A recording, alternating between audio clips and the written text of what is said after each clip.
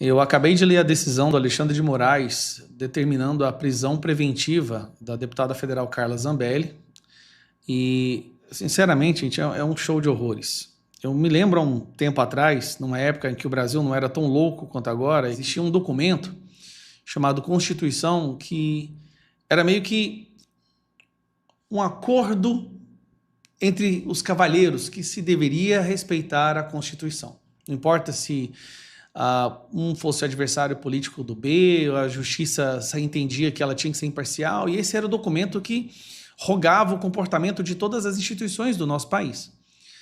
E nesse documento fala que um deputado federal, uma deputada federal, ela só pode ser presa, só pode ter prisão preventiva, né, decretada a prisão dela, no caso de flagrante de crime inafiançável. Então, vamos para a primeira parte aqui, ó. Na decisão do Moraes, ele fala que ela perda do mandato parlamentar da ré Carla Zambelli, decretada a comunicação após o trânsito julgado à mesa da Câmara dos Deputados. Então, vocês têm que passar pela mesa da Câmara dos Deputados. Não passou ainda, ou seja, ainda Carla Zambelli é uma deputada federal. Pode odiar ela, o Moraes pode odiar o tanto que for, mas ela ainda é uma deputada federal. A mulher mais eleita, que recebeu mais votos no Brasil nas últimas eleições. E mesmo assim, ele decreta a prisão preventiva sem haver um crime inafiançável, um flagrante de crime inafiançável.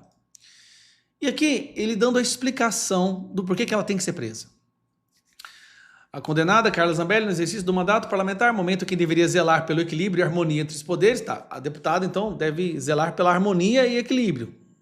Não é o STF que deve zelar também, não. Mas escreveu: dedicou-se a ações criminosas destinadas a desacreditar o poder judiciário e suas autoridades.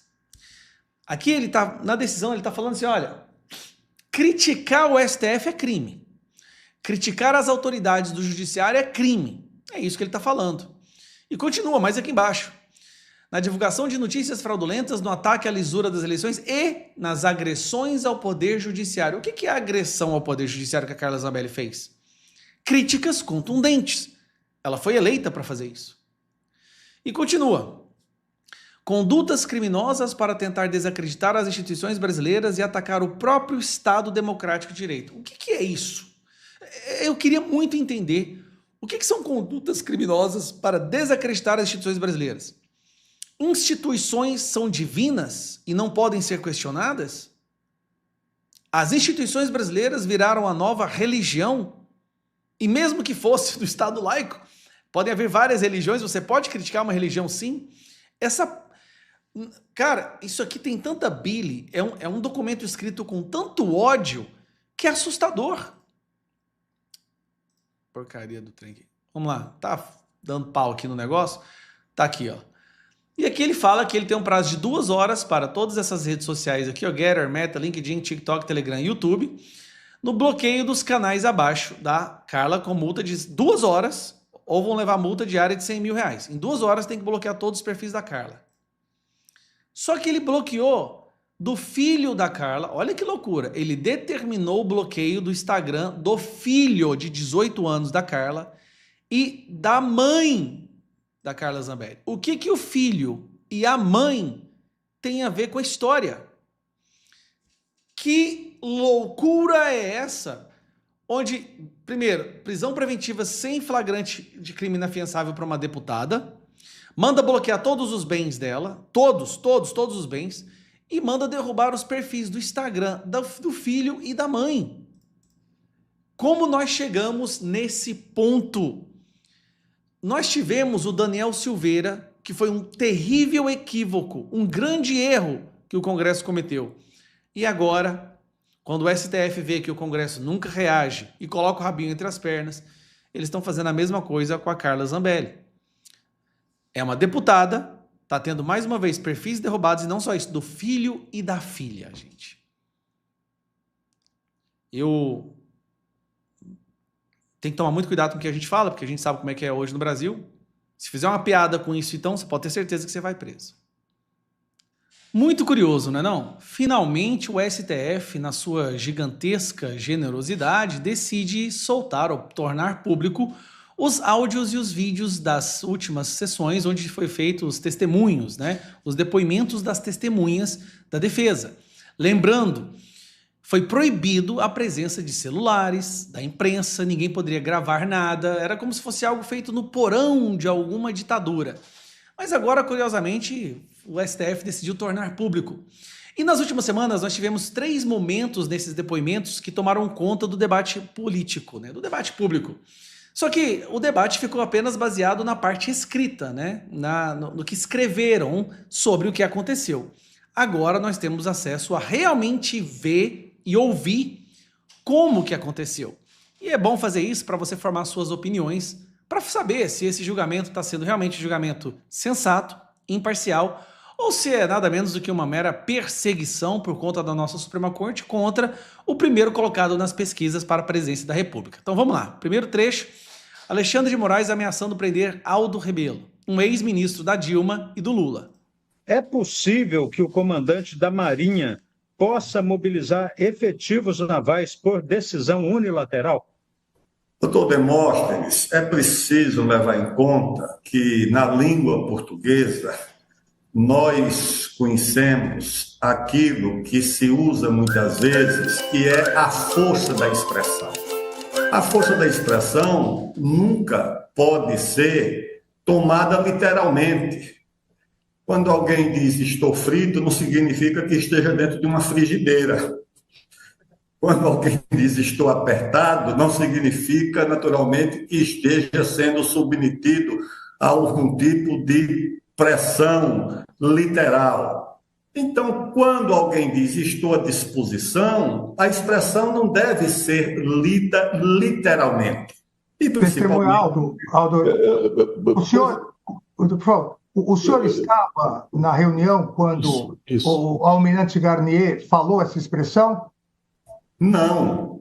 Então o senhor não tem condições de avaliar a língua portuguesa naquele momento. Atenha-se aos fatos. Doutor Demóstenes, por favor. Em primeiro lugar, a minha apreciação da língua portuguesa é minha. E eu não admito censura na minha apreciação sobre a língua portuguesa. Se o senhor não se comportar, o senhor vai ser preso por desacato. Eu estou me comportando. Então o senhor se comporte e A cara do Bolsonaro no meio desse palangolê. responda a pergunta. Simplesmente. Eu estou respondendo a pergunta do advogado. Responda, então. É possível ou não o almirante Garnier determinar as tropas na rua sozinho? Essa é a pergunta. Sim ou não? Não, eu não posso responder sim ou não. Então, a próxima pergunta, doutor Demóstenes. Democracia punjante. A mídia... Aqui o momento onde o Freire Gomes fala que não houve ordem de prisão dada contra Bolsonaro. Algo que a imprensa havia relatado, divulgado em massa. Até reportou aí que eu teria dado voz de prisão ao presidente. Não aconteceu isso de forma alguma. Acho que houve uma má interpretação, até quando nós conversamos em paralelo aí, os comandantes. O que eu alertei ao presidente, sim. E se ele saísse dos aspectos jurídicos, né, além dele não poder contar com o nosso apoio, ele poderia ser enquadrado juridicamente.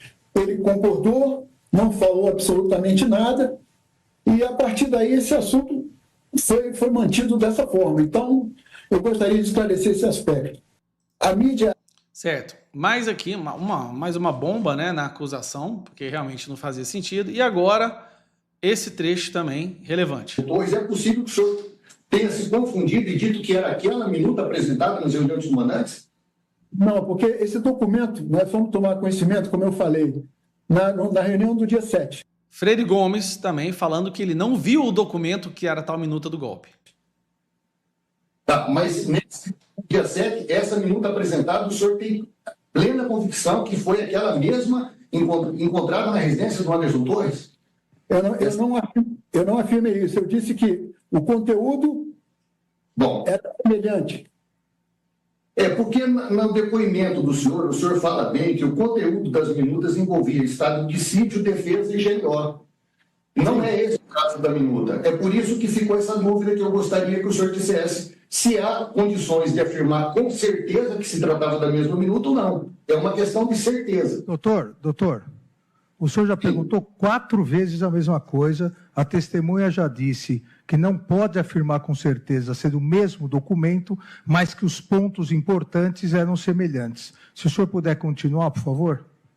Vou continuar, eu só gostaria, senhor ministro, de ter o mesmo tratamento que foi dado à acusação. Está certo que eu sou um simples advogado, muito distante da autoridade do Procurador-Geral da República, mas... Doutor, nós não estamos aqui para fazer circo. Eu não vou permitir. Eu não vou permitir que Vossa Senhoria faça circo no meu tribunal. Vossa Senhoria já foi. Tira o som. Vossa Senhoria já foi desrespeitoso quando disse que não haveria necessidade de falar da advertência do falso testemunho. Isso é uma provisão legal, vale para civis e militares, independentemente do Código de Ética Militar. Se Vossa Excelência ler, se Vossa Senhoria ler o Código de Processo Penal, saberia disso. Então... Aqui é quando ele fala que não vai admitir circo no seu tribunal, no tribunal do nosso excelentíssimo ministro Alexandre de Moraes. Bom, esses foram os trechos que mais dominaram o debate político, o debate público nas últimas semanas em relação a esses testemunhos, a esses depoimentos, e finalmente veio a público. Você pode ouvir a entonação, o que você acha, e aí? Está sendo um julgamento imparcial? Realmente estão buscando por justiça, estão preocupados com a democracia do Brasil ou com o risco que a democracia do Brasil correu no dia 8 de janeiro, quando pessoas idosas, velhinhos, trabalhadores que nunca haviam cometido nenhum crime, invadiram um prédio público para rezar, e vândalos que quebraram aquilo realmente devem ser penalizados, mas foram lá para dar o golpe de Estado quebrando um vaso e quebrando uma janela? Cuidado pela sua resposta nos comentários. Dependendo do que você responder, a Polícia Federal poderá democraticamente bater na porta da sua casa às 6 horas da manhã.